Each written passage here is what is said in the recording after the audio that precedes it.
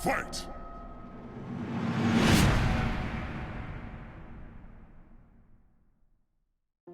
Welcome back to Is It Still Good, the channel where we watch older films and let you know if they still hold up. Today, I'm super excited to talk about two of my favorite sci-fi horror films of all time, Alien versus Aliens. That's hardcore. That's amazing. But first, let's try to sell you guys some of my books.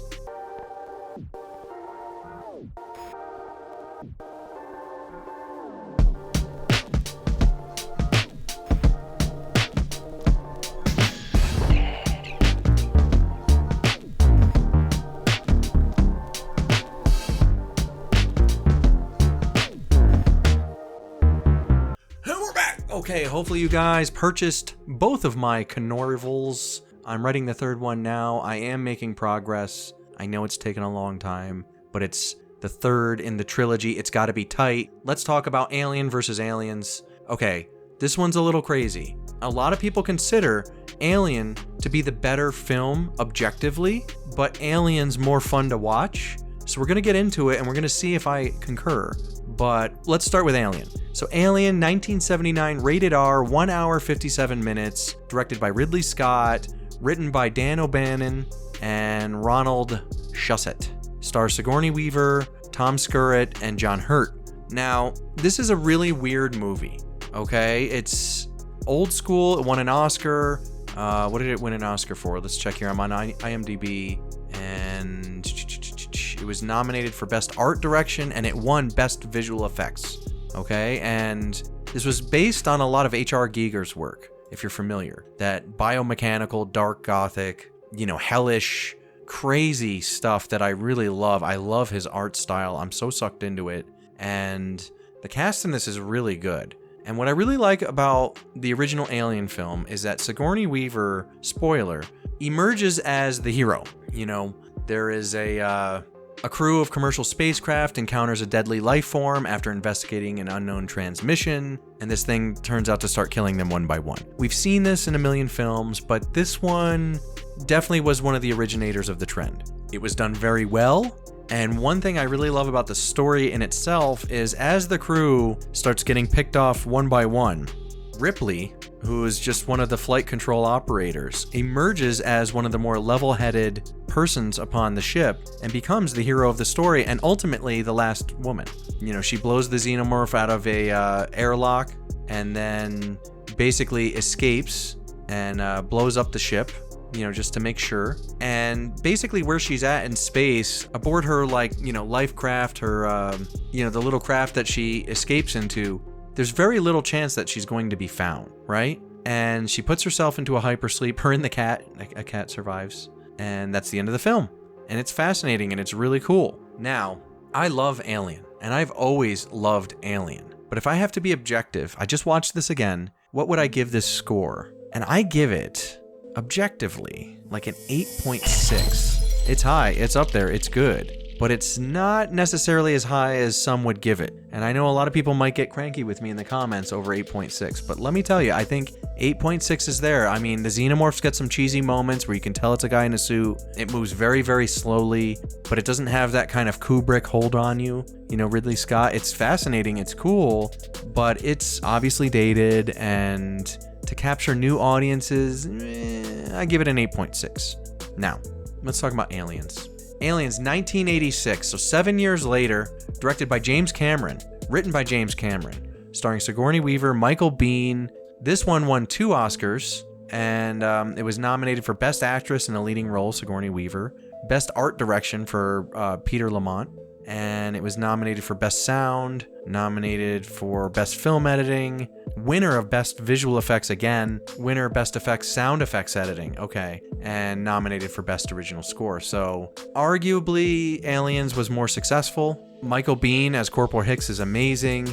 Paul Reiser as Burke makes a great scumbag. Bill Paxton's really funny in it. Jeanette Goldstein as Private Vasquez is one of my favorite Space Marines. And we saw her again as the mom of John Connor in T2. We just reviewed that. Lance Hendrickson is great as the AI Bishop. I love Al Matthews as Sergeant Apone. I quote him all the time. You know, it's just a really, really good cast. It's a fun cast, and I have a great time with this movie every time. Now, for my money, here's Sigourney Weaver, the reluctant hero. She does not want to go back out onto the planet where they encountered the alien life form the first time. But this is decades after surviving the Nostromo incident. That's what they refer to as Alien 1. Ellen Ripley is sent out to re-establish contact with a terraforming colony, but finds herself battling the alien queen and her offspring. So, alien, one xenomorph killing everybody on the crew. Got it. Aliens, we have an alien queen. We have a ton of xenomorphs. We got facehuggers. It expands on the lore. We have space marines going in. They're all cocky and they're all badass. I mean, space marines, guys. It's so fun. Bishop as the AI kind of redeems himself as an AI in Ripley's eyes, who does not trust AI after the first incident. Naturally speaking, Newt, the lone survivor of the colony, is like this young girl. She's got all these creepy lines. One of my favorite lines from her is like, "They mostly come out at night. Mostly." And she says things like, Ripley's like, "Don't worry, these people are like really tough and they'll protect you." And she's like, "It won't matter." You know, she really adds to the creep factor. You know, Ripley's trying to get back in the swing of things. She was frozen for over 50 years, so she had a daughter that grew old and died while she was sleeping. I mean, this is really harsh for anybody to deal with, and Ripley shows all elements of a strong lead. Like, she shows vulnerability, she shows resourcefulness, she shows that she's afraid, but she masters her fear, and she's brave. She's sacrificial in the way that she would do anything to rescue Newt. I mean, this is the movie I think Ripley really shines in. This is my favorite film with Ripley in it. Like, 3 is like, pisses me off. Just the writing on 3, and we're not going to get into 3.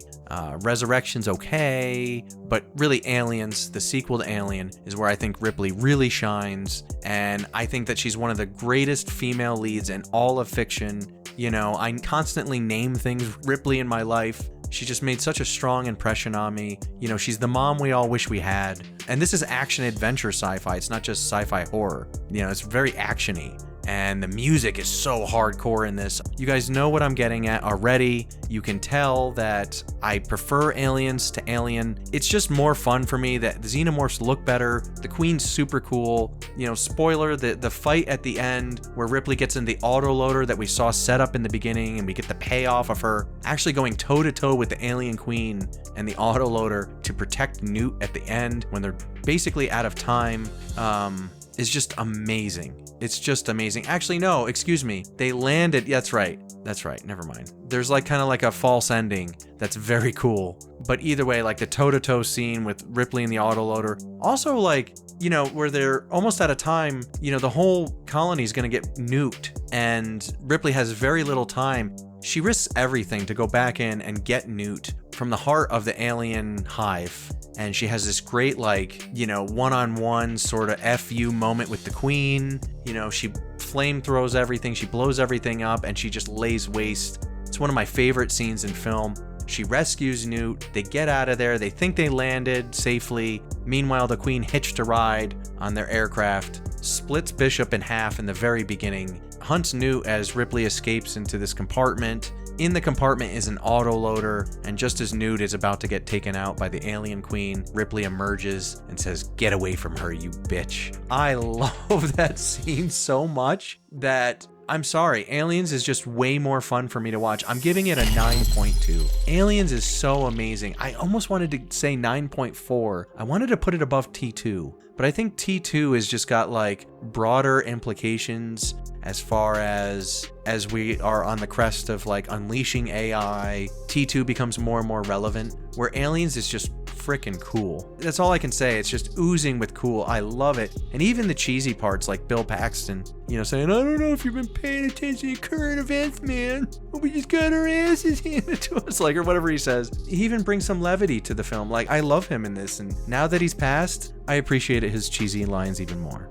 So Michael Biehn is fantastic in it. I mean, he was in Tombstone, I believe. He was Ringo. He was in this. He was in Terminator 1. I think that guy should have had a bigger career. I mean, he was a great actor. He's very likable. He's just a good guy. I really like Michael Biehn a lot. I wonder what he went on to do. I should look him up. Guys, let me know in the comments if you agree with me. 9.2 for Aliens, 8.6 for Alien. I don't know. That's what it felt like to me on this rewatch. That's the point of the channel, is that, you know, we have to rewatch these films to see and reassess how we feel about them. But I think Aliens is just better shot, better acting, cooler premise, Space Marines, Alien Queen, auto-loading Alien Queen fight, you know, Newt being all creepy, Michael Biehn being great supporting actor, Bill Paxton being funny, Vasquez and Private Drake, Mark Rolston, who was also in Shawshank Redemption. You can tell they're just having sweaty, rough stuff behind the scenes. You know, there's just a lot of nuance in this that I really appreciate, and I just think it's better than Alien. So let me know in the comments if you agree or disagree. That's fine.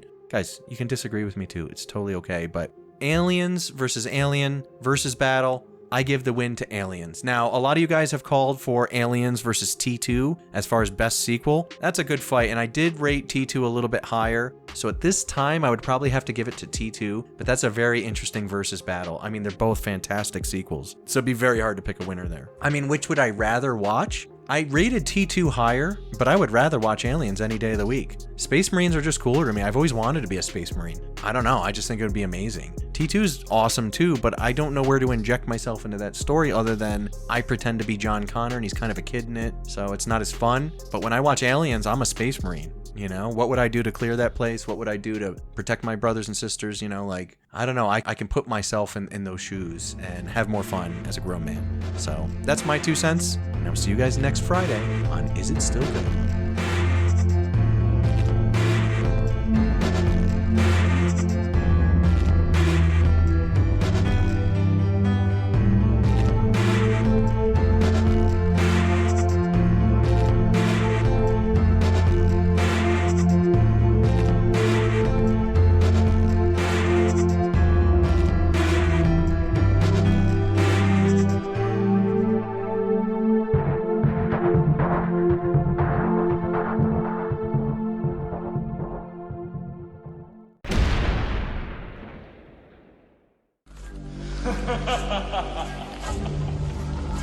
Ha ha ha!